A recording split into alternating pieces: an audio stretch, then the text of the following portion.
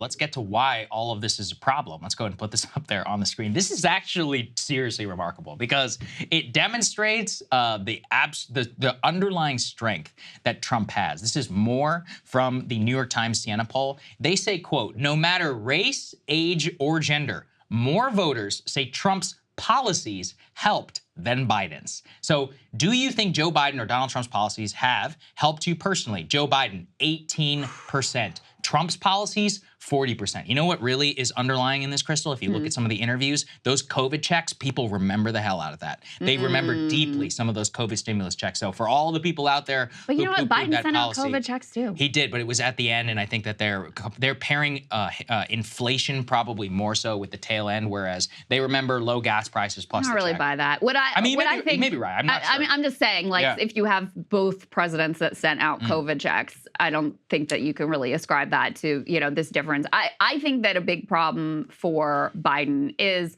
first of all, people remember things through rose-colored glasses. Yeah, so, you know, it kind of cuts against, normally there's like an incumbency advantage. This is a very weird election because you basically have two incumbents going up against each other. And in some ways, Donald Trump is benefiting from the way that memories have faded. Whereas last time around, when he was in office and we were in the midst of COVID and people were miserable and they were like, you know, very frustrated with him and his, like, you know, remember those bizarre press conferences and the bleach and all that insanity at the end of COVID. Like, people were disgusted with that. And that was a huge boon to Joe Biden, I think, is what helped push him over the line.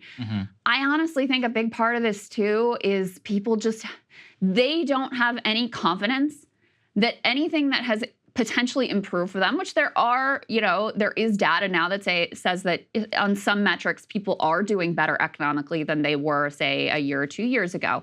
But they don't give Biden credit for that because they see that he is like old and doddering and they have zero confidence that he's able to deliver on anything. So they're not attributing, like, if their position gets a little bit better, they're not like, oh, that's thanks to Joe Biden. It's, you know, it's in spite of Joe Biden. So to me, that's a big part of what's going on here. And that was one of the things that both Ezra Klein and Nate Silver, I think, pointed to in their pieces about why the Democratic Party should ditch Joe Biden. They're like, the economic numbers are improving and his approval rating is not. And that's a problem for him because that means there's basically nothing you can do to sort of get people convinced that you're good for the country because they've just decided you're too freaking old and you can't get anything done. Well, what really struck me, can we put that tear sheet please back up on the screen, B5, just because I want to really point to a number there, is the hurt you personally. Do you see that one? Biden's policies, 43% say hurt me personally, 25%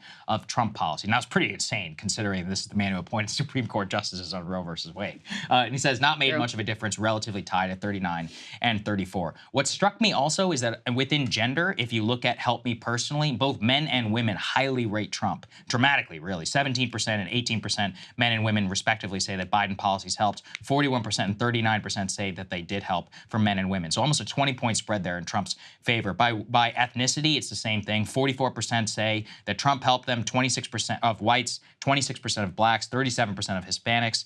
By age, you actually see a huge benefit to Trump amongst the 45 to 64 demographic. Unfortunately, by the way, America, those are the people who vote. 48% say that Trump's policies helped them. 21% say that Biden's policies helped them. Same amongst the boomers, 65 plus, 38% versus 20% on Biden. So basically, I mean, age, gender, wherever you look, you know, a huge portion of this also I'm starting to think about when I look at these numbers is I think interest rates play a big role in this in a way that people haven't. You know, I mean, if you think about that number, the 45 to 64, these are the 401k generation, you know, the 401k millionaires. I mean, let's be honest, the stock market was booming under Trump. And more so, the interest rate policies, inflation, and all of the basically the chaos of the last couple of years, on top of increasing borrowing costs for folks who may be putting off retirement or, you know, trying to take out a loan, trying to fund a business or something like that, that is really going to screw you both at the lowest end, like 18 to 29-year-old, and a 45 to 64-year-old, just because you can compare the literal gain from previously to now.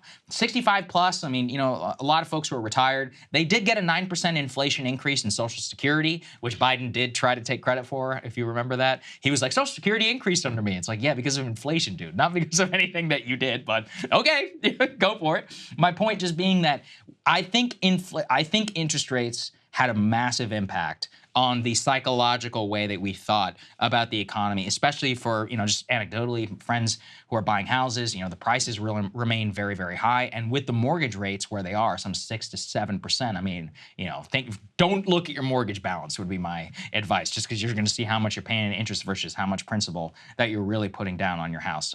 I think that was a big part of it. Yeah. A huge part of it, too, that we see, Krystal, is about the flip over. Nate Silver, very astutely, let's put this up there in his latest, says Biden's problem is with swing voters, not his base. He points to that graphic that you can see in front of you for who are watching. It shows U.S. political party identification, and it actually shows that political party identification for Republicans and Democrats is near all-time lows, both at 27 and 27%. The independent number is actually at 43. Now, what he shows also is that amongst those independent voters, they are shifting hard against Joe Biden. And in fact, one of the crazy things that he pointed out is that some 10% of people who voted for Joe Biden in the 2020 election are now affirmatively saying they are going to vote for Trump. Not that they are undecided. More so, only less than 1% of the people who voted for Trump are saying that they are willing to switch to the other side. So huge swing voter problem there where, you know, if you combine the coalitional issues plus the swing voter issues, Biden is, I mean, he's looking more and more cooked by the day, with all the caveats. Yeah, of course. I mean, that was actually Nate Silver's piece kind of irritated me, because what you just said is accurate, that he has problems in both of these areas. Like, I don't think you can look at the disgust over the Israel policy and how dramatically opposed not just young people in these few demographic groups, but the overwhelming majority of Joe Biden voters from 2020 disagree with him on Israel. Some so strongly that they are not coming back, some so strongly that they're willing to go out and vote uncommitted in order to launch this protest. I mean, so strongly that they're terrified of even showing up on a college campus because they know they're going to be met with protest. So I don't think you can look at that and be like, the base is fine, don't worry about the base. It's both. Like, you have a base problem. You need those people who are like core Democratic constituencies to show up for you. You need, you know, the like modern traditional Democratic coalition, which is really reliant on young people. You need those people to be willing to come out and vote for you and not to stay home and not to go vote for Cornel West or Jill Stein. And you also need to win independence. So it kind of irritated me how he like pitted these two groups against each other. Like, you have to pick one or the other. Joe Biden has problems with both. He needs to win over both. Perhaps with independence, you know, the thing that would really, you know, push them in his direction is if he had more affirmative positive vision in terms of the economy, that they actually had confidence in him delivering, which I think is a major problem for him. There's nothing he can do about his age. It is what it is, which is, I think, a big part of the reason why these numbers are unlikely to move. I would say one of the biggest reasons. But he also has real problems with the Democratic base, and you need all of those pieces in order to win, especially given how closely divided the country is, how close we expect this election to ultimately be. So I've actually kind of found this column irritating and annoying. Fair enough. Listen, he's pointing to a legitimate issue. He's not pointing to all of the issues. All wins and losses are multifaceted. You can't point to any one thing. I think this points that when you are losing so many grounds in battles on different fronts, it makes it so that it's very difficult to try and calibrate, to try and think about where you're going to go, what exactly you're going to do. And then where we connect it to what we started off the story with, which is the Biden strategy of January 6th. I'm not seeing a whole lot of January 6th hope in these numbers. It didn't show up last time either. So, seriously, let's at least give them credit for this. Yeah. New Hampshire, 2020. These people got 5th. They're cooked. There's no way they're going to win. Guess what? They ended up winning South Carolina. Boom. The guy's literally the Democratic president or Democratic nominee, and then he eventually wins the election. Same thing in 2020. Story is he's done. There's no way.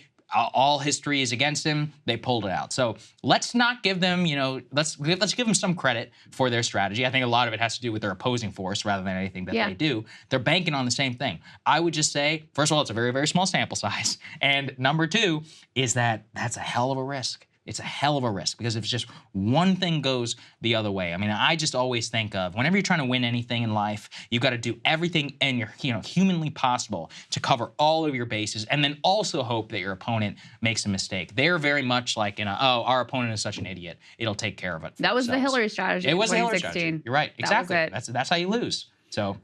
Anyway, I don't think it's going to work out for them. We'll see. Hey guys, if you like that video, go to breakingpoints.com, become a premium subscriber, and help us build the best independent media organization on the planet. That's right. We're subscriber funded. We're building something new. We want to replace these failing mainstream media organizations. So again, to subscribe, it's breakingpoints.com.